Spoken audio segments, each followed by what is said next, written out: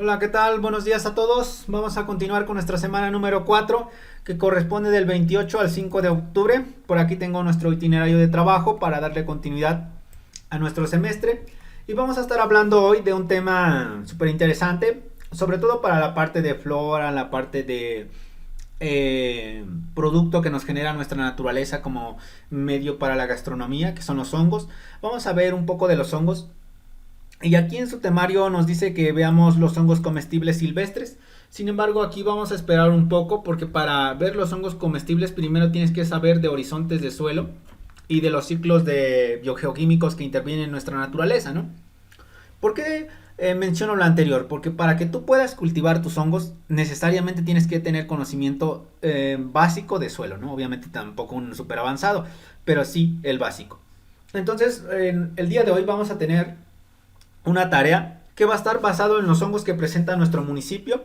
Aquí todo el mundo va a estar investigando qué hongos tenemos por aquí. Seguramente en nuestra zona alta de Ñadó es donde tenemos una gran diversidad de este reino. Y también vas a investigar los hongos para el municipio que te tocó. A lo mejor para los que le tocó Valle de Bravo, pues ahí hay una gran cantidad diversa, ¿no? Para los que le tocó una zona urbana como Atlacomulco, Toluca, pues va a ser un poco más difícil. Porque pues ya está más urbanizado y ya es más difícil encontrar un ejemplo de este tipo de cultivo.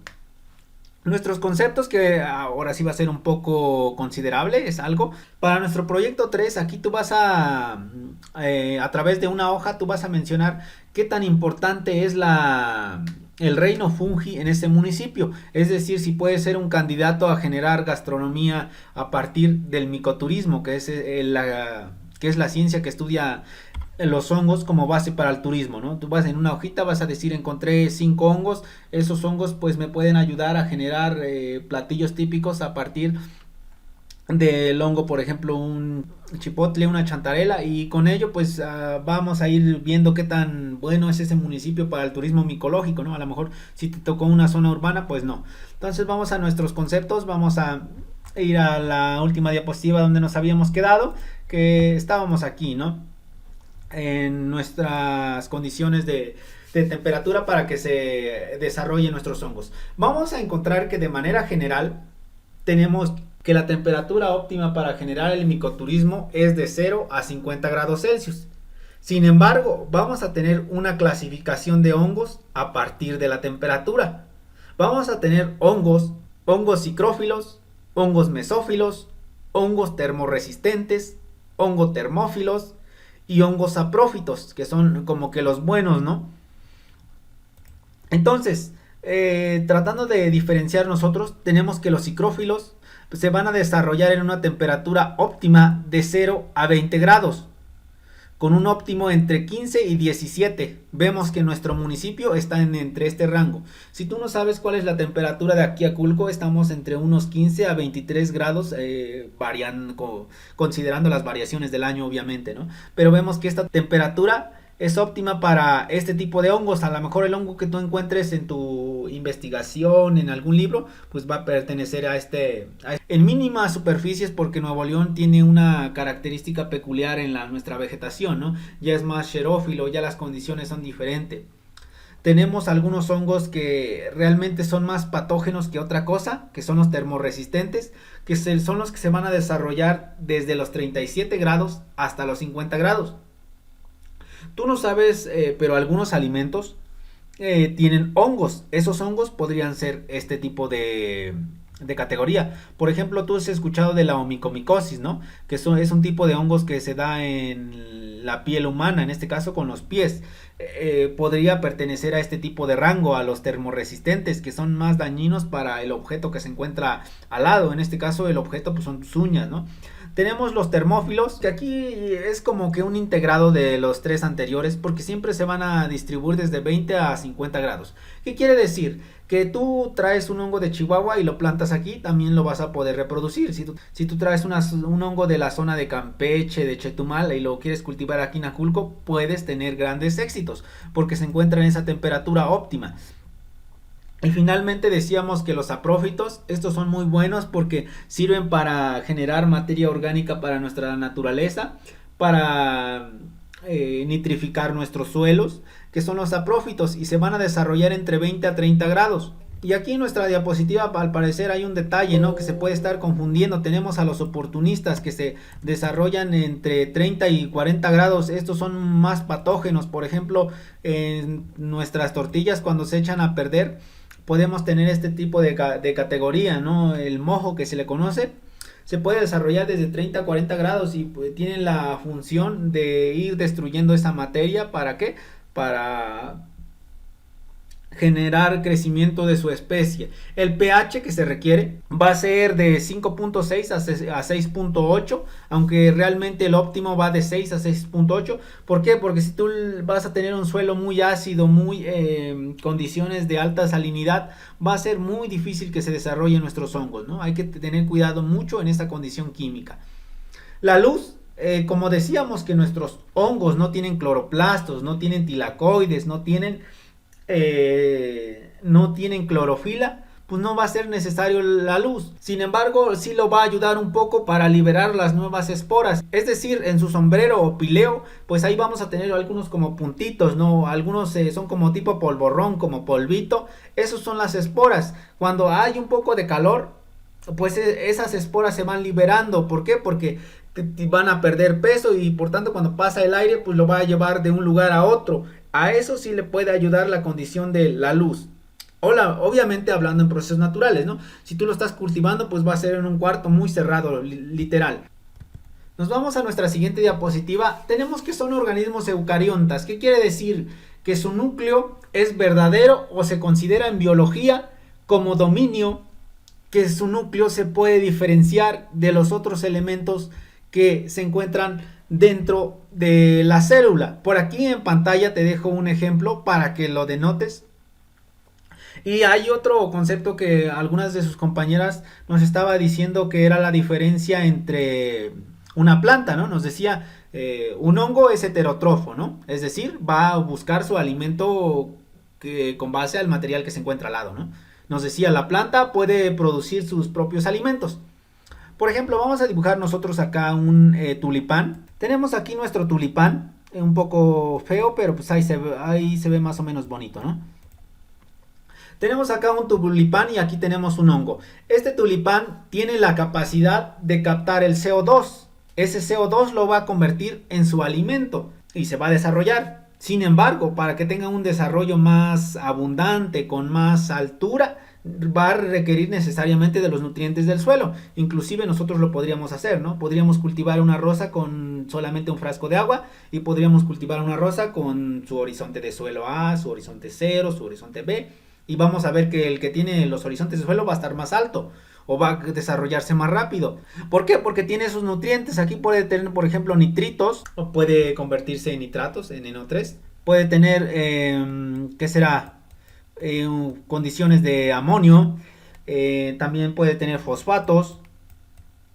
Bueno, su O más grande, ¿no? Aquí vemos que tiene estos nutrientes. También puede tener un poco de otros elementos y demás. Pero esos nutrientes son súper esenciales. Por ejemplo, este del nitrito es esencial para que capte el nitrógeno de la atmósfera y tenga más nutrientes. Es decir, tenga más recursos para poder desarrollarse. Entonces ya vimos que también requiere de los nutrientes del suelo, ¿no? Entonces este va a ser autótrofa. ¿Sale? Por aquí lo denoto y para nuestros hongos nos dice que es heterótrofo. Es decir, requiere de los materiales que estén al lado, ¿no? A lo mejor por aquí alguien dejó un maíz. Vamos a ponerle aquí sus granitos. Bueno, con mucha imaginación, ¿no? Vamos a suponer que este es un elote. Ese elote se va a ir desintegrando y al final va a quedar la madera. Esa madera es su nutriente esencial para que tenga un buen crecimiento. A lo mejor vamos a tener aquí un poco de graminoide, es decir, un poco de pasto. ¿Qué será? Un tronco que de repente dejaron por aquí. Ese tronco con el paso del tiempo pues se va a estar desintegrando. Va a generar nuevos residuos. Esos residuos van a ser el alimento para nuestro hongo, ¿no? Tiene una pared celular compuesta por quitina. Es decir, aquí nosotros vamos a tener quitina entre la separación de, por ejemplo, aquí estamos con el sombrero y adentro van a estar compuestos por las hifas, ¿no? Nuestras hifas, aquí van a estar esas composición de quitina. Nos dice que son unicelulares, nos dice que son unicelulares como las levaduras, el mojo, es decir, son como que pequeñas manchitas. Ahorita no encuentro, bueno, pongo aquí una tortilla pues ya en proceso de descomposición para que veas cómo se ve. Y tenemos pluricelulares, que son nuestros micelios, que por aquí lo tenemos. Todo esto que tú ves aquí son micelios. Aquí tenemos sus como raíces. Todo esto son como que pequeñas fracción. Si tú has visto, no sé, la caña, ¿no? Como que tiene una sección de un apartado, lo une con otra sección, lo une con otra sección. Esas secciones son un conjunto de... Esas secciones son similares a los hongos, solamente que acá se le va a denominar micelios. Tenemos sus hifas, que por aquí lo vamos a estar viendo. Todo esto que ves tú como laminitas son hifas. Todo esto son sus hifas, ¿vale? Tenemos su sombrero, o decíamos que también en término técnico se le denomina pileo. Tenemos su núcleo, aquí nosotros lo podemos ver, ese núcleo que decíamos verdadero, las eucariontas, aquí lo puedes ver.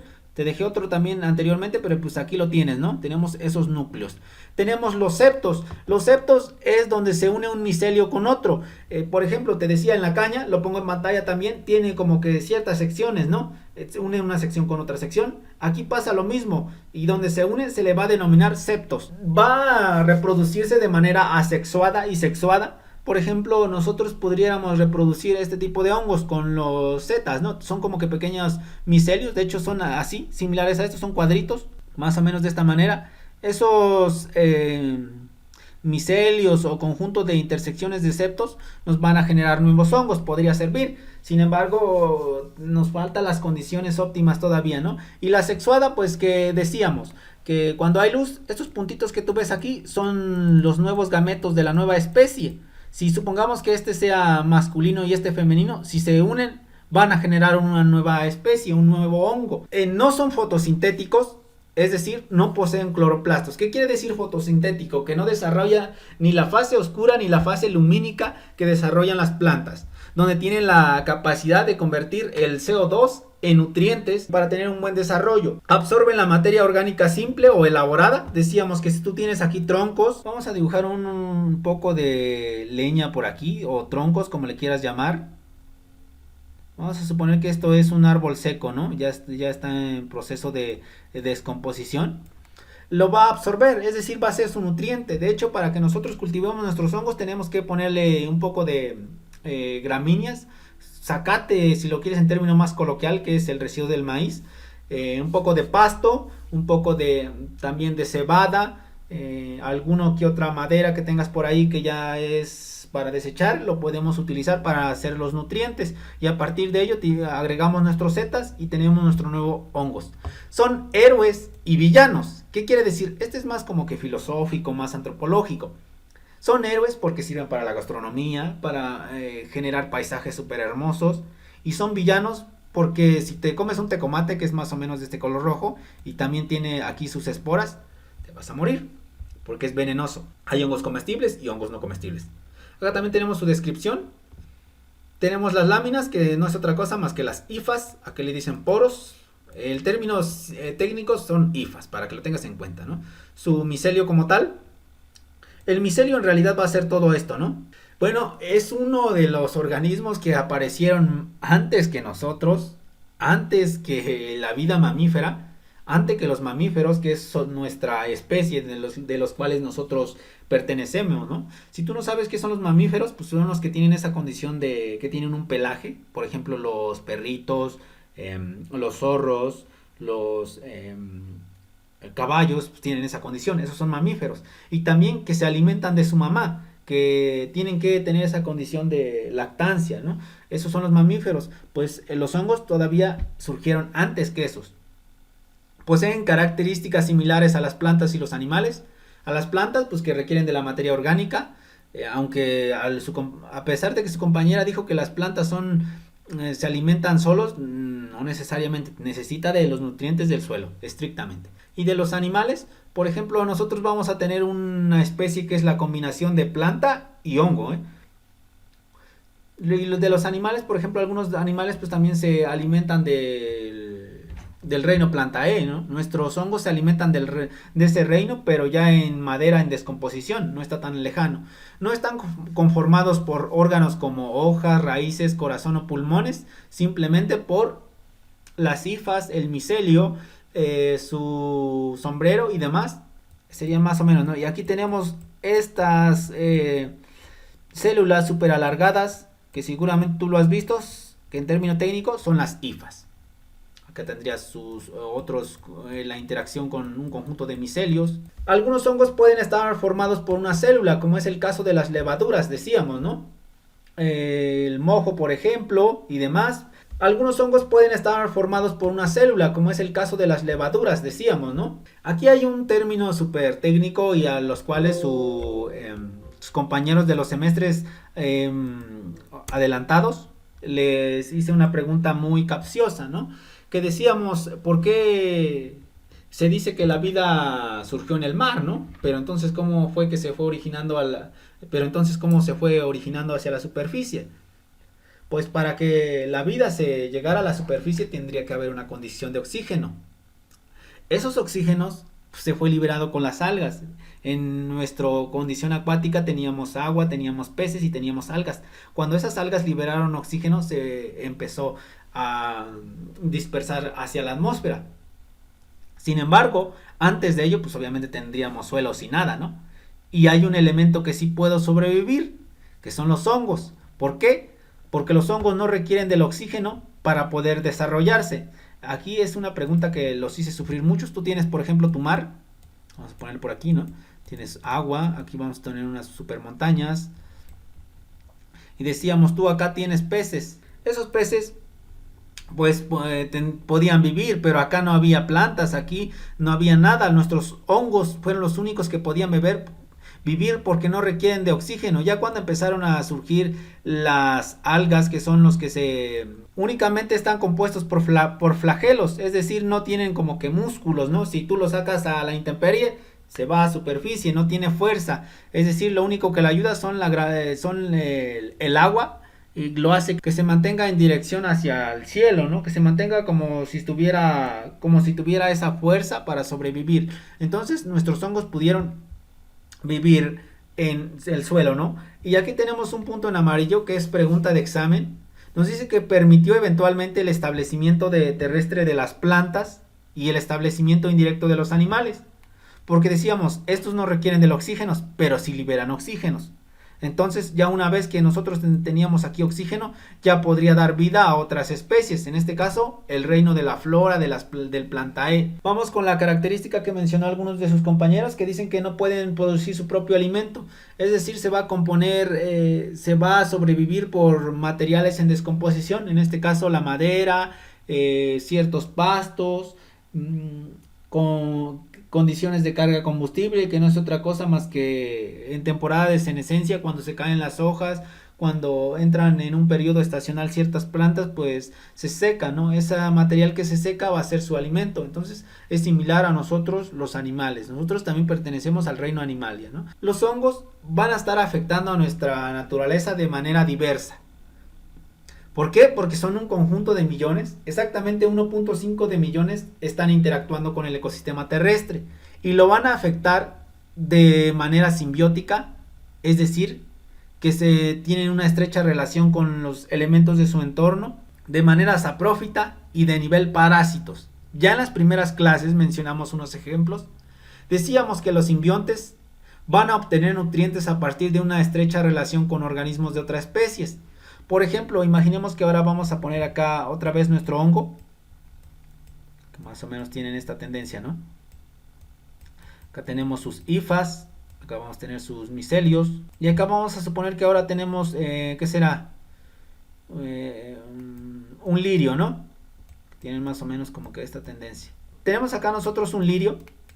Ese lirio puede alimentarse de los nutrientes que decíamos del suelo, acá va a haber nitratos, NO3, otros materiales, pero aquí también puede tener, no sé, ciertos pastos que todavía no lo puede aprovechar la planta. Aprovecha esos nutrientes, hay un intercambio catiónico de nutrientes en el suelo, es decir, por ejemplo, que tú tengas nitrógeno 2, Por ejemplo, que tengas nitrógeno 2, ese nitrógeno 2 no lo puede absorber la planta, pero con ayuda de la oxigenación de los hongos lo puede convertir a óxido o óxido de nitrógeno 3 y a partir de ello este lo puede absorber y le está dando nutrientes. ¿Cómo ayuda la planta al hongo? Cuando este se seca, pues es, vamos a decirlo vamos a decirlo de manera sencilla, es madera, ¿no?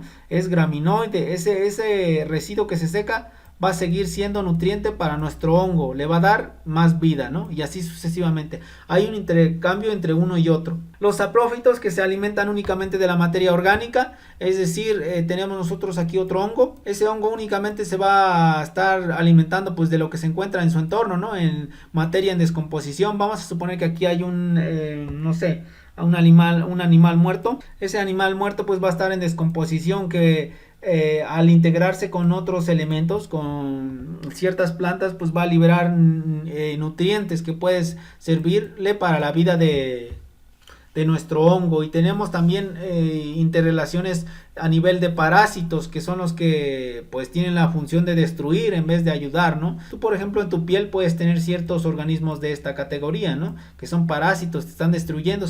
Pues también los hongos pueden actuar como parásitos, es decir, lo único que tienen es como obtener su fuente de alimento, pero ir destruyendo a todo lo que se encuentra en su entorno. Ese sería nuestro elemento número 3. ¿Sale? Entonces todo lo que va a estar aquí en este entorno, ya sean pastos o cualquier objeto, pues va a desaparecer, ¿no? ¿Por qué? Lo va a ir destruyendo poco a poco. Y aquí tenemos nuestra grafiquita de cuándo van a ser héroes, cuándo van a ser villanos. Tenemos en los héroes, pues que nos ayudan en la fabricación de pan. Es un gran elemento para generar pan a través de la fermentación. Tenemos alcohol. Tenemos algunos procesos más para los que quieren tener una buena condición física, un cuerpo más marcado, llamémoslo así, como antibióticos, es decir, también sirven para medicinas, también para hormonas del crecimiento para las plantas. Nosotros podemos cultivar uvas, mandarina aquí no, pero podríamos hacerlo, ¿no? Cuando nosotros generamos esa reproducción de manera sexual, podemos ponerle hormonas de crecimiento y crece más rápido. Con las rosas es muy popular este tipo de hormonas. Levaduras en los alimentos, microproteínas, cuestiones asociadas más a la parte quesera. Y también nos vamos al otro punto, ¿no? Que puede ser enfermedades en plantas. Tú a veces has visto algunas plantas que se le caen las hojas, a lo mejor tiene cierto tipo de hongos. Micosis en los animales, ya lo decíamos, en nuestras uñas. Deterioro de alimentos, el mojo que decíamos destruye las tortillas, la comida que ya tiene ciertos días empieza a perder, son hongos los que están ahí, y micotoxinas, los que tienes que tener mucho cuidado porque te puedes morir. Vamos a hablar otro concepto asociado a nuestra relación simbiótica que decíamos con los hongos. A veces los hongos no necesariamente se van a dar en el suelo, se pueden dar en donde hay cualquier condición de materiales en descomposición. Ejemplo, vamos a salirnos un poco del reino fungi. Tú has visto en algunas ocasiones algunos árboles, vamos a dibujarlo por aquí, y aquí tiene estos troncos, ¿no? Bueno, este árbol está muy feo, pero pues tú lo dibujas más bonito. Ese árbol, a veces tú has notado que tiene plantas encima de sus, ¿cómo se llama? De sus troncos, de sus brazos, llamémoslo de esa manera. Esto sería verde. Obviamente tú lo haces muy bonito, ¿no? Y aquí decíamos que tiene plantas. Por ejemplo, una orquídea. Hay muchas orquídeas que se pueden dar a nivel de los troncos de los árboles. Tú lo has visto que se da encima de.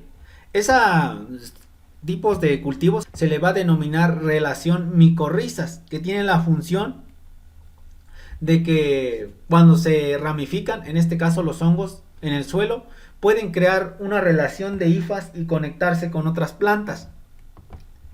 Regresando a nuestro ejemplo del reino Plantae, estas orquídeas se están conectadas a los troncos, están formando unas redes de raíces que se conectan con la cantidad de agua que tiene este árbol, la cantidad de nutrientes que tienes.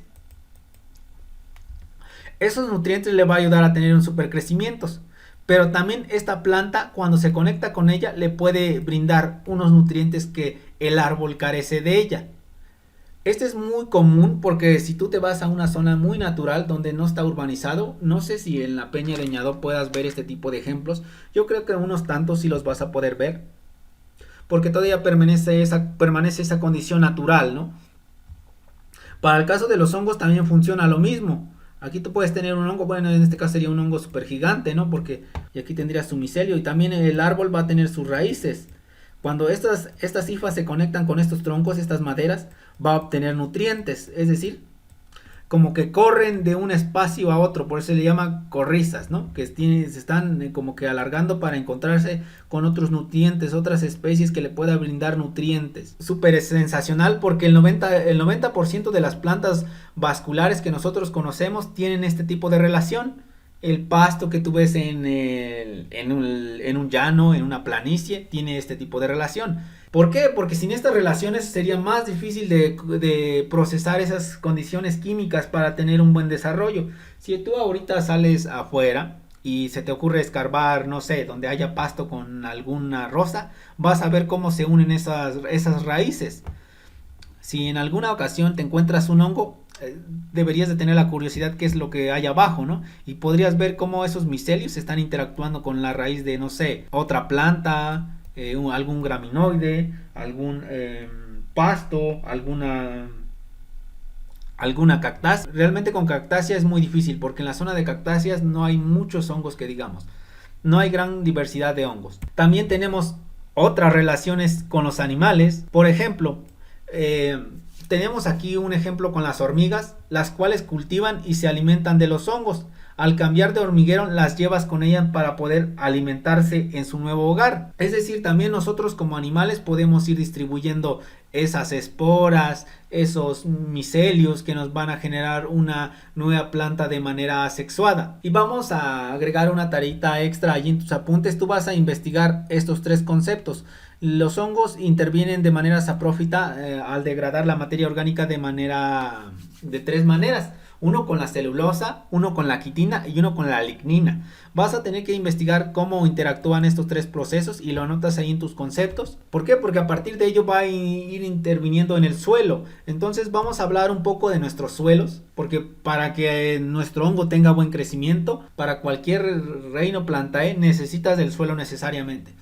Entonces hay ciclos biogeoquímicos que no puedes olvidar porque son un requisito necesario para que cuando tú los cultives se genere de manera adecuada. Esos ciclos van a corresponder al ciclo del carbono, al ciclo del fósforo, que por aquí le falta un acento, al ciclo del nitrógeno, al ciclo del calcio.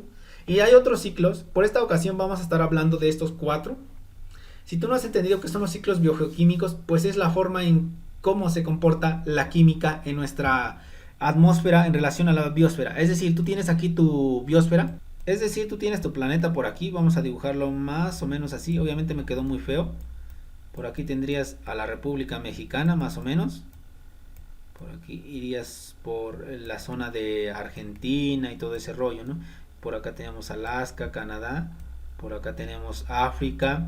Tenemos por ahí España y demás. En este nivel de superficie están ocurriendo una serie de relaciones. Tenemos nuestro Sol, que también juega un papel importante. Tenemos un conjunto de árboles, muchos árboles.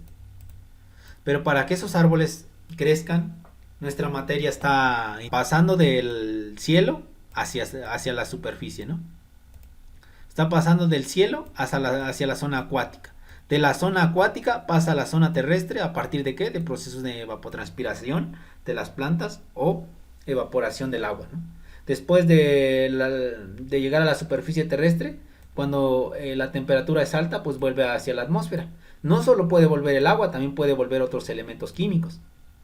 Entonces, como te estás dando cuenta, se va formando un ciclo. A eso se refieren los ciclos biogeoquímicos. Aquí nuestro concepto nos dice que son las rutas más o menos circulares que describen cada uno de los elementos químicos al ser transportados del medio físico a los organismos vivos y de estos de nuevo al medio físico. Es decir, tú lo tienes en tu cuerpo, por ejemplo, tienes en tu cuerpo agua, ¿no? Pero también esa agua va a volver a superficie, va a volver a la atmósfera. Por ejemplo, cuando tú estás hablando, estás liberando oxígeno. Ese oxígeno, una parte se va hacia el suelo por su peso y otra se va hacia la atmósfera porque tiene un peso diminuto, ¿no? Vamos con el ciclo del nitrógeno. Si tú no conoces qué es el nitrógeno, pues es un elemento de nuestra tabla periódica y la cual predomina en mayor cantidad en nuestra atmósfera. Predomina exactamente en un 79% de la atmósfera. Participa en la composición de proteínas como aminoácidos, nitrógeno, fósforo, oxígeno e hidrógeno y ácidos nucleicos que son esenciales para como que cuidar la genética de la especie, ¿no? El ADN, el ARN, que es lo que te distingue de un primo, un hermano, un pariente, a tus amigos. Para que nuestro reino fungi, nuestro reino plantae, nuestro reino animalia lo pueda aprovechar, necesariamente tiene que convertirse en nitratos, lo que les decía, ¿no? Tú lo tienes ahí por ejemplo, en el suelo nitritos, pero también lo puedes tener en amonio, también lo puedes tener en NO2, en nitrógeno oxígeno, pero pues así tú no lo vas a poder absorber. Necesitas, por ejemplo, en NO4 lo puedes tener en las plantas, ¿no? Y NO3 lo tiene nuestro suelo. Vamos a borrarlo porque quedó muy feo, lo borramos. Aquí es óxido de nitrógeno 3 o nitrito con OI3, ¿no? Vamos a poner nuestra pluma, ponemos nuestro 3 y aquí está. El nitrógeno se transporta entre el medio físico y el abiótico, es decir, aquí nosotros podríamos tener, no sé, muchas plantas. En NO2 pues lo tienen en el aire, no sé, aquí te haya unas nubes en formas de precipitación. Cuando este precipita va a caer al suelo, a lo mejor en esta condición, en nitrito. Ese nitrito pues va a estar aquí en nuestro suelo, ¿no? Este suelo pues cuando por ejemplo esta planta tiene raíces, pues va a absorber ese nutriente. Cuando lo absorbe, pues obviamente lo puedes comer en alimentación, en algún platillo y demás. Aquí hablamos de los 3 procesos esenciales que decíamos que tenemos nitritos a NO3, que es el proceso por la cual pasa. Va a haber un proceso de amonificación que va a ser NH3, es decir, NH3, bueno, aquí en subíndice, ¿no? Aquí tú ten en cuenta que estos son subíndices. Aquí en PowerPoint lo movió. Tenemos el proceso de amonificación, que en este proceso las bacterias actúan sobre los desechos nitrogenados de los animales, es decir, como un perro muerto que ves en la carretera, algún animalito que se acaba de morir, algún tipo de ganado, algunos peces que a lo mejor se disecó un lago, pues empiezan a tener ese proceso de descomposición, ¿no? A este proceso se le va a denominar amonificación. Tenemos la nitrificación, que es cuando el amoníaco se convierte primero en moléculas simples, es decir, nuestro NO2, y por acción de las bacterias puede convertirse en nitratos, en NO3, acá va a haber nitratos y acá vamos a tener nitritos, ¿ok?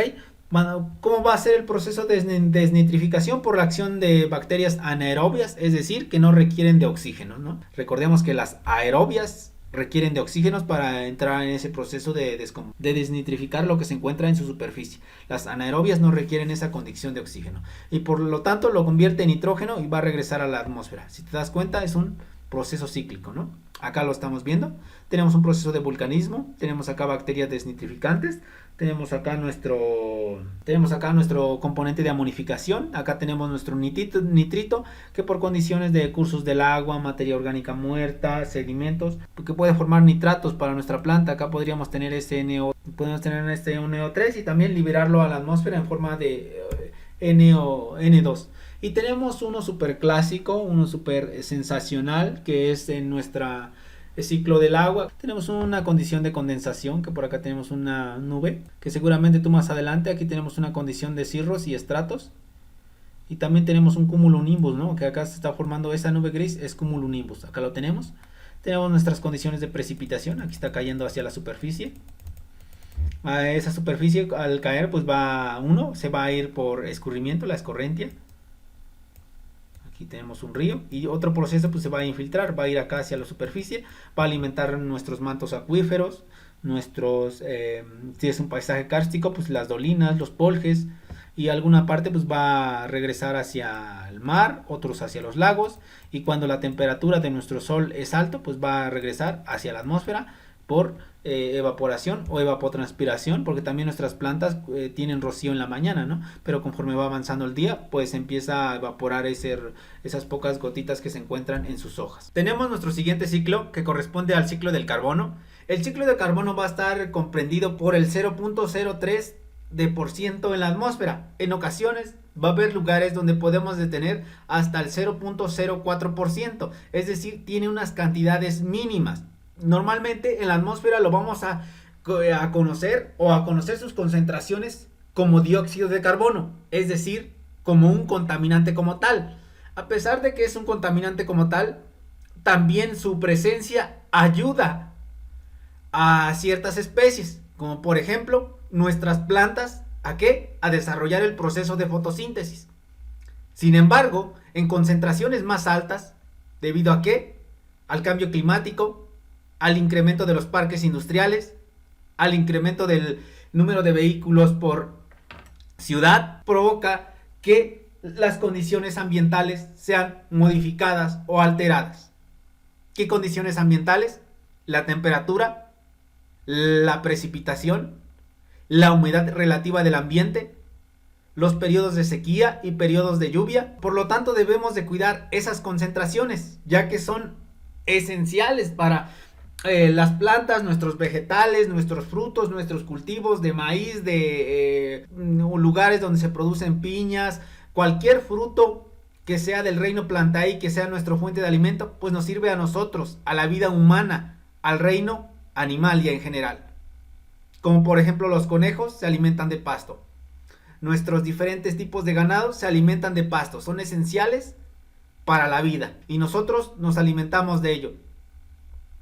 Cuando nosotros comemos ciertos vegetales, estamos comiendo una parte de CO2. También nuestros animales van a liberar este componente a partir de materias fecales, que van a servir como fuente de materia orgánica para la producción de diferentes productos. Por ejemplo, tú sabes que algunos desechos de los animales sirven como fuente de abono. ¿Para qué? Para tener un buen crecimiento de las plantas. ¿Debido a qué? A que nitrifica nuestro suelo. Aquí nosotros tenemos en nuestra imagen un conjunto de plantas que están absorbiendo CO2. ¿A través de qué? Pues ya que aquí tenemos una industria que lo está liberando. Esa industria pues libera CO2. Cuando nosotros destruimos una planta, pues también vamos a liberar CO2.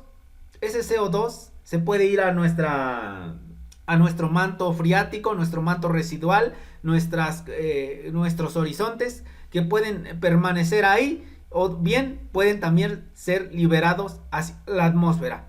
Vamos con nuestro siguiente ejemplo, el ciclo del fósforo. El ciclo del fósforo participa en un compuesto esencial para las diferentes especies, que es el ADN y el trifosfato de adenosina, un elemento esencial para proteger las características esenciales de una especie, es decir, lo que te distingue de otro, tu material genético. También vamos a tener fósforos en los huesos. Por ejemplo, se recomienda comer mucha fruta de plátano, ¿no? Porque el plátano tiene mucho fósforo. Ese fósforo pues va a ayudar a tener huesos sanos para nosotros los humanos. Se inicia con el fosfato disuelto que procede de rocas fosfatadas, el guano de las aves marinas, huesos fósiles. Ese fosfato va a ser absorbido por ciertas plantas, incorporándolo a cada uno de sus tejidos. Esas plantas cuando se secan pues pueden ayudar a la formación de nuestro reino fungi, que es lo que estábamos hablando ahorita, ¿no? Sin embargo, nuestros ciclos de fósforo pues integra a todos los reinos. Las sustancias que secretan los animales están compuestas por guano, que es, aquí vemos su composición química. Aquí vemos su composición química que está compuesta a base de fósforo y de oxígeno principalmente, que va a ayudar a devolverlo hacia la litosfera. ¿Qué es nuestra litosfera? Nuestro suelo, nuestras rocas. ¿Cuál es la diferencia de suelo y roca? El suelo va a ser la materia orgánica, es decir, cuando mucho tienes 1 metro de suelo, que es esa parte de tierrita que tú conoces, ¿no? Tierra así en términos simples. La roca va a ser el material consolidado de esas superficies. Esta variable ya considera grandes superficies, ¿no? Por ejemplo, podemos llegar hasta nuestro núcleo interno y demás. Si los fosfatos llegan a los sedimentos poco profundos, se devuelven a la tierra por medio de excrementos de las aves marinas. ¿Por qué? Porque se alimentan de los peces que obtienen este elemento en su cadena de alimentación. Si los compuestos fosfatados llegan a los sedimentos marinos profundos, estos van a permanecer ahí de manera depositados y va a sufrir ciertos procesos geológicos de manera profunda. Acá lo podemos ver, ¿no? En nuestra imagen. Tenemos estos procesos de levantamiento geológico para que pueda volver a superficie. Si no, se va a permanecer por cierto tiempo o hasta que existe algún periodo volcánico, algún movimiento estructural, algún movimiento de fallas y demás. Vamos a adelantarle un poco a nuestros horizontes de suelo. ¿Qué es el suelo? Decíamos que es la capa más superficial que se presenta en el planeta y se recomienda que tiene una profundidad máxima de 1 metro, de acuerdo a Dokuchayev. Dokuchayev es el padre de los suelos. Y este suelo va a ser súper esencial porque nos va a ayudar a reproducir nuestras rosas, nuestros hongos no tanto, porque nuestros hongos se reproducen por materia orgánica, que son esenciales para generar diversa gastronomía, ¿no? Entonces vamos a considerar algunos puntos para nuestros suelos: la localización, la altitud, la fecha, las coordenadas. ¿Por qué? Porque cada suelo es diferente de un municipio a otro. ¿Por qué? Porque en ese lugar están interviniendo diversos factores de formaciones del suelo, como las condiciones atmosféricas, los regímenes climáticos del suelo, es decir, cuánto dura la temporada de lluvia, cuánto dura la temporada de sequía, si hay frentes fríos, frentes cálidos, frentes estacionarios y demás. La geoforma y topografía del relieve. Es diferente un suelo de zonas montañosas a un suelo de planicie. ¿Por qué? Porque la zona de montaña está sufriendo procesos de intemperismo y erosión, y nuestra zona de valle, de planicie, está en proceso de acumulación. Todo el suelo que es desprendido de las zonas altas, aquí se va a depositar. A esta parte más baja, en geomorfología, se le denomina talvez, que lo vas a ver en cuarto semestre. Vamos a nuestro siguiente variable, la posición. Aquí va a depender si hay humedad, si hay sequía, si hay vegetación, la forma de la pendiente, orientación de la pendiente. ¿Por qué? Porque va a haber la orientación de la pendiente tanto si le da sombra tanto si le da sombra o sol, como también nuestra zona de barlovento y sotavento. Si ustedes recuerdan a su clase de inducción, yo les expliqué la zona de barlovento y la zona de sotavento. Acá lo explico. En una zona tenemos mucha precipitación, mucha humedad relativa del ambiente, vegetación muy abundante, árboles muy altos, muchas plantas, y pasa el lado contrario. El lado contrario, pues hay plantas muy chaparritos, pocas lluvias, temperaturas más altas. El uso de la tierra y vegetación. Por ejemplo, ya cuando es una zona urbana, pues el suelo está todo contaminado. Y la edad de la superficie de la tierra, ¿no? Nuestra edad, pues, va a ayudar a cómo son esos componentes del suelo. No es lo mismo un suelo joven a un suelo ya un poco erosionado y demás. El suelo más jóvenes son los regosoles. Y para nuestras semanas vamos a estar hablando de nuestros horizontes. Aquí nosotros vamos a hacer un ejemplo, ¿no? Vamos a hacer un ejemplo de horizontes, así que vete preparándote. Entonces nos vamos a nuestra planeación, que para esta semana decíamos que vamos a entregar nuestra tarea, los hongos presentes de aquí, de nuestro pueblo de Aculco, los hongos presentes en el municipio que te tocó en el proyecto, los conceptos, y el proyecto 3, que va a ser nuestra discusión de lo investigado para seguir avanzando. Y bien, pues eso sería todo. Un placer compartir conocimiento con ustedes. Nos vemos. Hasta la próxima.